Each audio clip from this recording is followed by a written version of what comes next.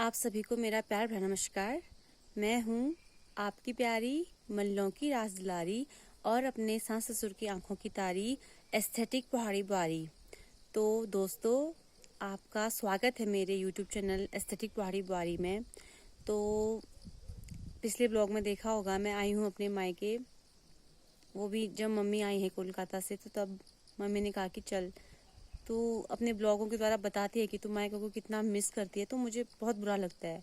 अभी मौका है, फिर बाद में मैं आ पाऊँ नहीं आ पाऊँ, दोबारा जाना है दीदी की बच्ची को संभालने के लिए। आपको बता दूँ, मेरी दीदी अभी कोलकाता में कार्यरत है सरकारी जॉब में। तो अभी तो छोटी बच्ची है, तो 6 मंथ की उसको लीव मिली हुई है, बट अगले दिसंबर 2 को उसको ज्वाइनिंग करनी है। तो ये जो अभी समय था 1 महीने का, तो मम्मी पहाड़ आई हुई है। तो मम्मी मेरे ब्लॉग देखती है और बहुत भावुक हो जाती है कि मैं किस तरह अपने फूट फूट कर अपने मायके को याद करती हूँ। तो मम्मी ने कहा कि बेटा, फिर मौका मिले ना मिले, अभी चल, तू थोड़ा दिन हो आ गाँव में। तो इससे अच्छा मौका क्या मिल सकता था मुझे। और फिर मुझे नहीं लगता कि शायद मैं दोबारा और यहाँ पाऊँगी। तो जितनी भी मेरी जो यादें हैं, मैं उसको समेट के फिर से अपने साथ ले जाना चाहती हूँ अपने साथ। इन्हीं यादों के सहारे मैं अपना जीवन गुजार लूँगी। बहुत भावुक हो जाती हूँ मैं इन लम्हों को याद करते हुए। तो अपनी भावनाओं को दूर रखते हुए अभी दिन के बज रहे हैं 11:15। तो शुरू करते हैं कुछ नया। आज आपके साथ में शेयर करना चाहूँगी अपनी बचपन की यादें, और जो बाहर रह रहे हैं उन लोगों को बताना चाहूँगी कि क्या होता है पहाड़। और पहाड़ को अगर मैं याद करती हूँ, अपने मायके को मैं याद करती हूँ, तो किस तरह से मैं ये याद करती हूँ। तो ये देखिए मेरे पीछे ये आम का पेड़ है। ये सड़क से ही दिखाई देता है, ये गोल शेप में है। तो हम मल्लों की, अगर कोई पता बताएगा कि कहाँ रहते हैं ख्वातड़ी में, तो रोड के नीचे ये आम के पेड़ से पता चल जाता है कि ये मल्लों का परिवार है। हमारे जो मल्ल परिवार का जो शान बढ़ाता है इस घर परिवार की, तो ये आम का पेड़। अभी तो ये उतना गोल नहीं रहा, क्योंकि कुछ इस साइड की जो टहनियाँ थी वो कट चुकी हैं, नहीं तो ये पूरे गोल शेप में था। और फल भी बहुत अच्छे लगते हैं। तो बहुत सारे आम खाए हैं इस पेड़ से। और जो पीछे छत देख रही है, ये जॉइंट है, ये 3-4 परिवार का है। इसमें सबसे ये वाला, ये जहाँ पर मैं खड़ी हूँ, ये हमारा है, मेरी मम्मी का।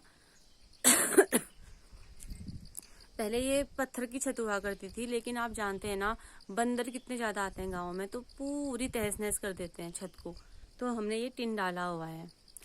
और पीछे देखिए मेरे बजा बजे का मकान, ये अभी भी वैसा ही है। तो अगर मैं पहाड़ को याद करूंगी तो किस वे पे याद करूंगी, मैं आपको बताना चाहूंगी। तो शुरू करते हैं। कविता तो नहीं बोलूंगी मैं, एक थॉट्स बोलूंगी, एक विचार बोलूंगी।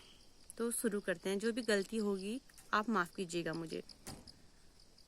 अगर मैं पहाड़ के बारे में लिखूंगी तो मैं लिखूंगी, ये जो मेरे पीछे पहाड़ दिखाई दे रहा है ना, ये डाणा, इसमें घास काटती हुई, गाजर काटती हुई महिलाओं के बारे में लिखूंगी। वो महिला जो सुबह भोर होते हुए घर का काम निपटा के इस मांगे को काटने जाती है, और दूर कहीं कासिन देवता का मंदिर और नौल देवता का मंदिर, जय हो भगवान, उनकी घंटी की आवाज सुनकर तुरंत कान खड़े हो जाते हैं और हाथ जोड़ते हुए विनती करती है कि मैं तो बच्चों को छोड़ छाड़ के, घर परिवार, गाय बच्चे, अपने कुकुर बिरालों को छोड़ के आई हूँ गज्जो काटने। हे नौलिया देवता, हे कासिन देवता, इष्ट भगवान, भूमिया देवता, हमारे घर परिवार की रक्षा करना। वो घास तो काटती है, लेकिन उसके मन में हमेशा घर की चिंता रहती है कि मेरे बच्चे क्या कर रहे होंगे, मेरी गाय भूखी तो नहीं होगी, घास डाला होगा उसको टाइम से, प्यास तो नहीं लगी होगी ना, बिल्ली को टाइम से दूध दिया होगा ना। लेकिन तपती दोपहरी में घास काटती हुई वो महिला, उसका जो मुंह होता है पूरा लाल हो रहता है, इतना पसीना से, इतना मेहनत करती है वो। लेकिन जो आस पास की घास काटने वाली होती है उनके साथ साथ इतने खुश होके बात करती है वो, बिल्कुल भी कष्ट को झलकने नहीं देती है अपने शरीर में। चेहरा पसीने से लाल हो रहता है। जिस तरह से उनका लाल मुंह दिखाई देता है, उतना ही लाल उनका जो पहना हुआ धोती, कपड़ा कहेंगे, दुपट्टा कहेंगे, वो लहराता रहता है इन डाणा काणाओं में। तो जब भी मैं याद करती हूँ पहाड़ के बारे में तो हमेशा मेहनत करती हुई महिलाएं याद आती हैं। उसके बाद अगर मैं बात करूँ अपने पहाड़ की तो मुझे याद आते हैं वो खेत खलियान जिस पे हमारा सारा बचपन गुजरा है। मुझे याद आता है अखरोट का पेड़ जो हमारे जस्ट ये पीछे देखो, ये पीछे अखरोट का पेड़, इतने अच्छे अखरोट इसमें होते थे, एकदम कश्मीरी अखरोट को फेल कर दे। तो हम लोग दिन भर ना ये अखरोट बीनते रहते थे। और उसके बाद अगर मैं बात करूंगी अपने बचपन को याद करते हुए तो मेरे पीछे नीचे आप देख रहेंगे ये पहाड़ दिख रहे पीछे, नीचे गाड़ गधेरे। तो इन गाड़ गधेरों में हमारा बसेरा था। जब भी ठंडियों की छुट्टियां होती थी या छुट्टी का दिन होता था तो हम लोग इन गाड़ गधेरों में एक फूल नाम का पौधा होता है, एग्जैक्टली नाम तो मुझे पता नहीं है, उसकी पत्तियां बहुत ही मतलब गाय बच्चियां उसकी पत्तियां जमी ज्यादा मात्रा में तो नहीं खाती, हल्की मात्रा में पत्तियां खाती थी। और जो उसकी जो लकड़ी होती है वो बहुत इजीली टूट जाती है, हाथ से ही टूट जाती है। होते तो बहुत मोटे हुए हैं लेकिन वो इतने कच्चे होते हैं ना, लेकिन आग बालने के लिए बहुत ही बेस्ट होते हैं। तो हम लोग दिन भर उसकी सफाई करते रहते थे। कुछ पत्तियां बकरियों को भी साथ में ले जाते थे, बकरियां चराते थे। और उसके बाद वो फूल की सूखी हुई टहनियां और कच्ची टहनियां तोड़ तोड़ के भारी बना बना के घर में लाते थे ताकि मम्मी उनसे पानी गर्म करने के लिए और दाला पकाने के लिए यूज कर सके। और इतनी बहार करते थे ना हम लोग बच्चे मिलके, मम्मियों की कितनी मदद करते थे। आजकल के बच्चे आप देखेंगे तो उनका खाया हुआ गिलास भी, पिया हुआ बर्तन भी नहीं उठा के वो सिंक में नहीं रख देते हैं। लेकिन हमारे मम्मी लोगों को पता ही नहीं चला कि हम 3 बच्चे कैसे बड़े हो गए। कभी उनको कष्ट ही नहीं हुआ। जिस टाइम में हमें खेलना, हम खेलते थे, खेलने के लिए भरा पूरा संसार, खेत खलियान, पहाड़, पेड़ पौधे, ये सब हमारा बसेरा था। और जब पढ़ाई करनी हो, हम इतनी फिक्र रहती थी अपनी पढ़ाई की, हम लोग टाइम से अपना सारा पढ़ाई काम कर लेते थे ताकि हम उसके बाद खेलेंगे। बच्चों का क्या होता है, सबसे ज़्यादा पसंदीदा खेलना। और हम बहुत ही ज़्यादा अपने आप को लकी मानेंगे कि हम 90s के बच्चे हैं।